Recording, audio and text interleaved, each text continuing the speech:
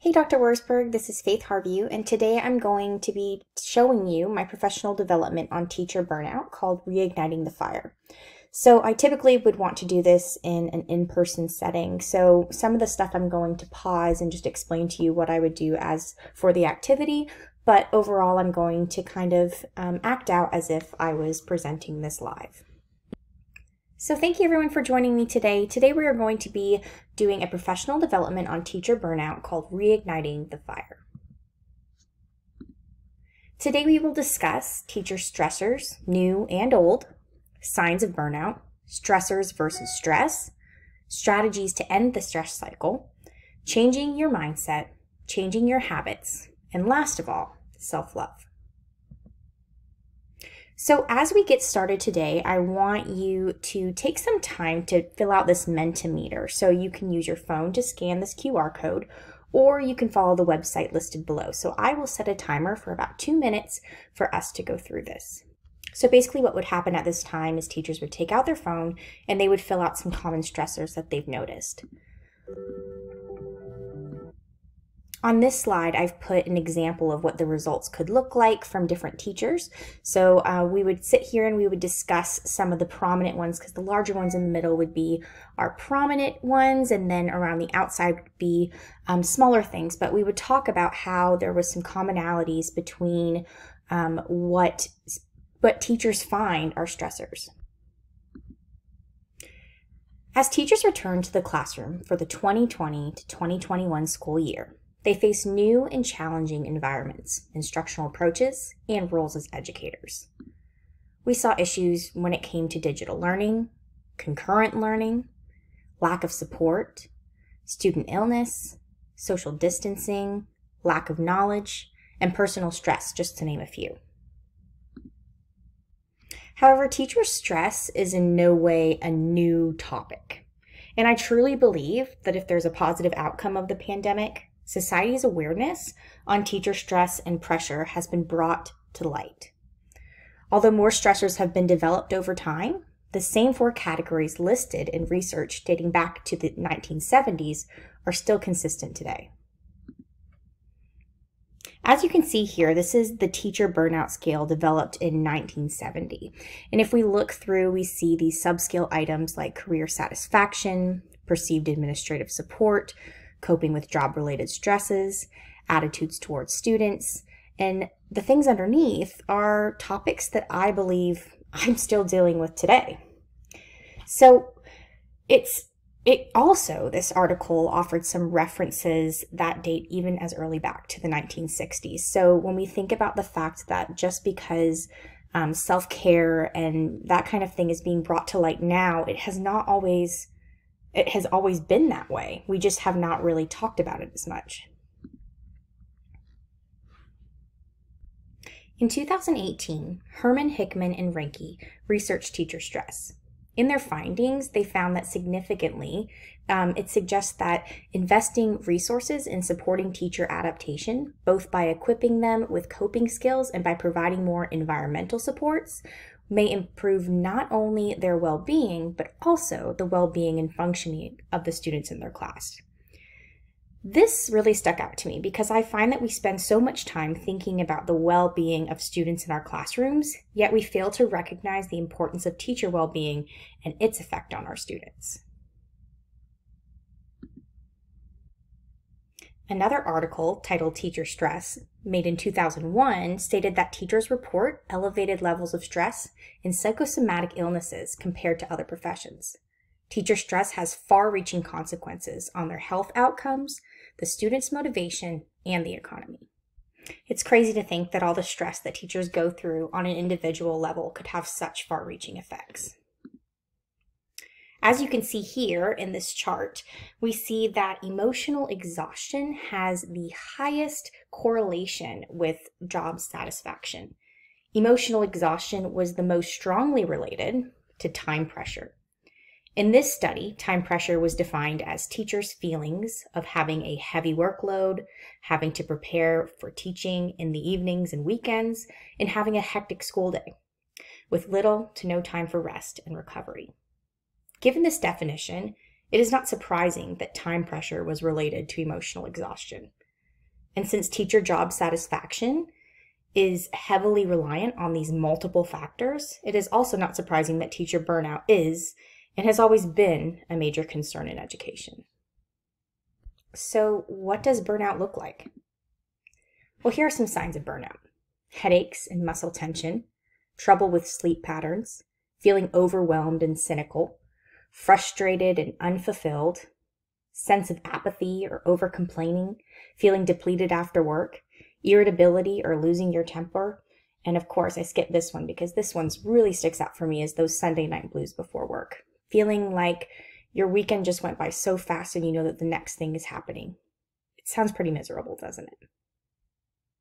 But what if instead of being hard on themselves, or in this case, ourselves, during moments of suffering, educators gave themselves permission to be kind to themselves? What if instead of criticizing themselves for their perceived inadequacies, they let go of the need to be perfect? What if they stopped fighting against the inevitable difficulties of life and simply practiced greater self-compassion? This semester, in my Trends and Issues course at UGA, we spent a great amount of time talking about well-being and what the COVID-19 pandemic has done to amplify stressors in teachers' lives. This discussion with my colleagues led us to understand that COVID-19 is not the only stressor teachers face. However, it brought to light the immense need for teacher emotional support. We were introduced to this book, Burnout: The Secret to Unlocking the Stress Cycle, where Emily and Amelia Nagoski use science to back up their strategies for ending the stress cycle. Although this book is not specifically written for teachers, there were some really great points throughout the book that I pulled that specifically would help with teachers. So in part 1, it was What You Take With You, is what it was called. And it discusses 3 internal resources that we carry in ourselves. The first one being the stress response cycle, the second, the monitor, and 3, we need to think about the meaning in life.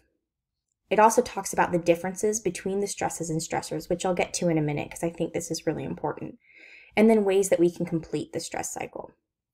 Part 2 focuses on patriarchy and what we can do to smash some patriarchy with something larger.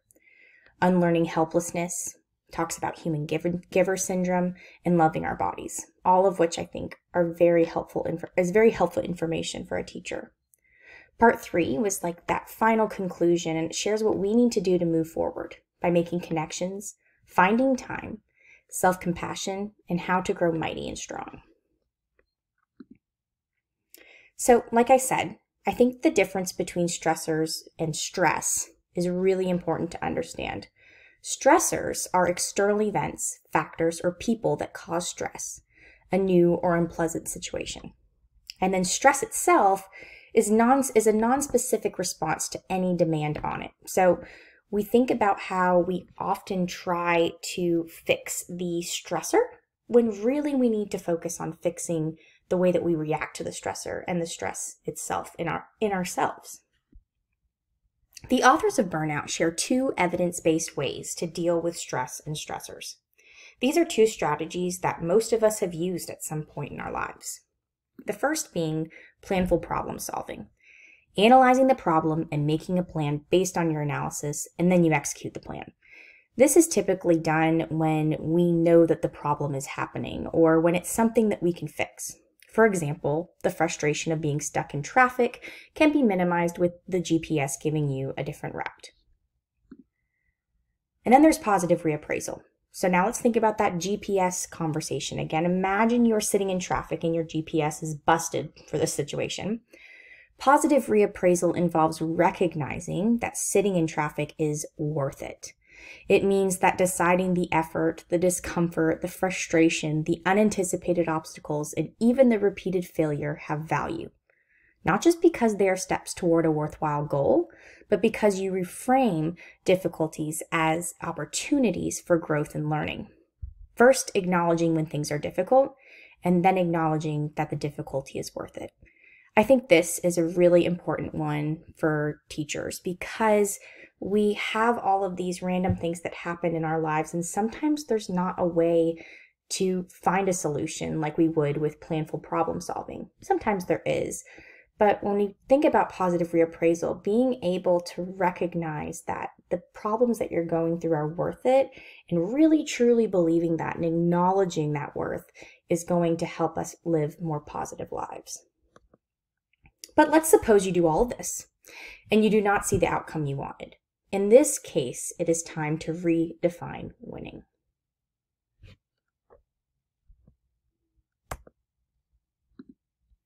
And we can redefine winning by changing our mindset.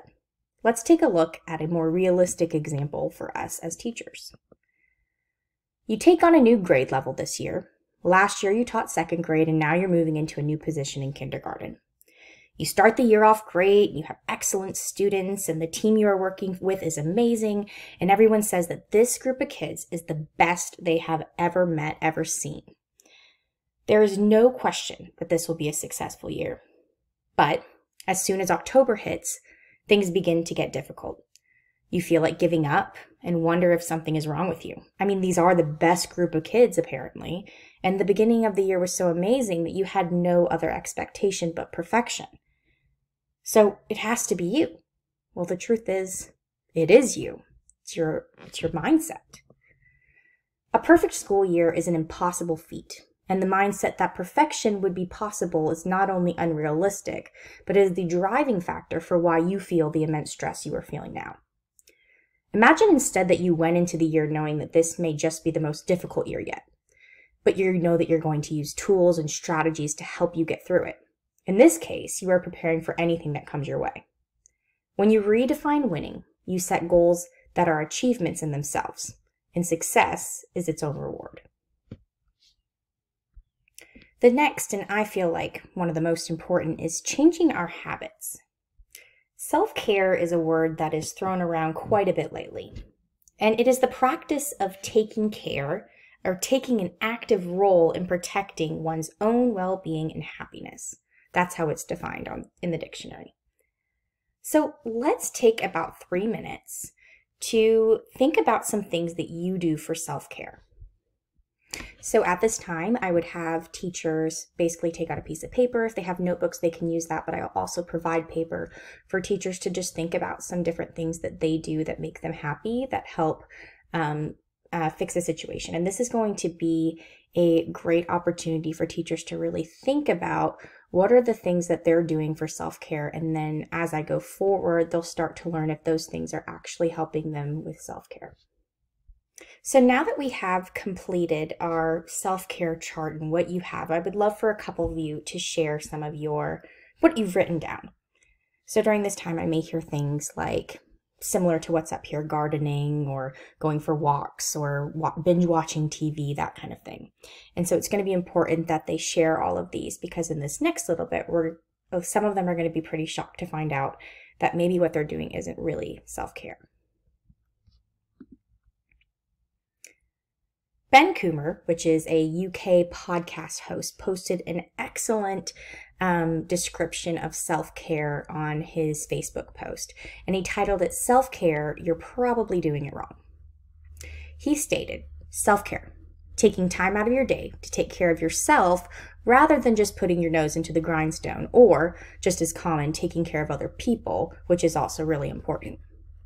But most of the time, the discussion around it has one big flaw. There is no differentiation between true self-care and self-soothing. Indeed, most of the time when people talk about the former, they are doing the latter. Self-soothing involves a number of things that make you feel better. For example, after a hard day. Self-soothing can look like taking a bath, having a fancy beverage, exercising to generate endorphins, or binge watching your favorite TV shows.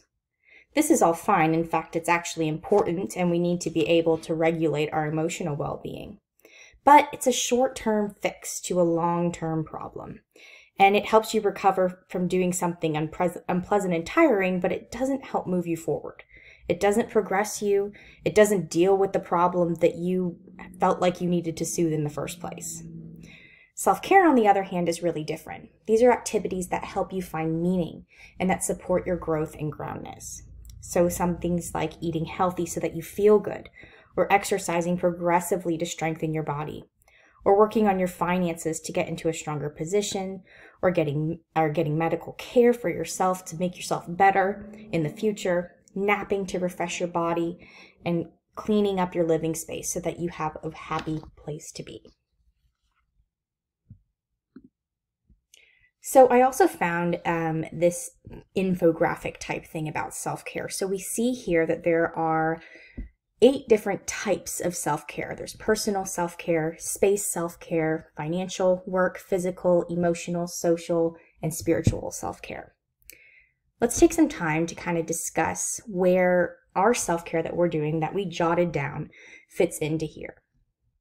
This will be more of like a turn and talk moment for teachers to be able to figure out if what they are doing is actual self-care and if it's fitting into these categories, which I'm sure there's many more that they may think of, but is what they're doing helping them move forward, and they're going to kind of get this chance to recognize that. Now that we've talked a little bit about what self-care looks like, let's go ahead and start making our goals. Teachers will receive this handout, and basically what they're going to do is they will take a type, meaning personal, space, financial, work, one of these 8 things up top, and they'll pick 3 of them to put in their type. I'll make sure that their goals are focused on things that they can start doing right away, and even putting like a timestamp on it would be appropriate. Now, if it's something that's like a long-term goal, they can just note long-term, but I think this is a great way to get plans going.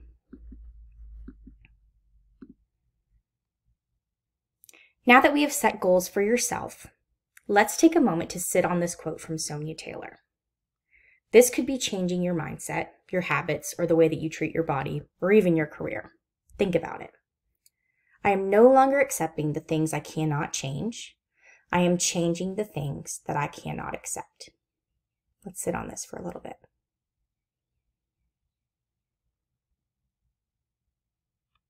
If you're struggling with self-love, or even just struggling to understand what it means to truly love yourself, I definitely highly recommend reading some stuff from Sonia Taylor. She also has some great videos that can help you understand what radical self-love is and what it really means to love yourself fully. So to end our professional development today, I want us to take a minute to watch this TED Talk from Kelly Hopkins, and she shares with us the importance of self-care for teachers.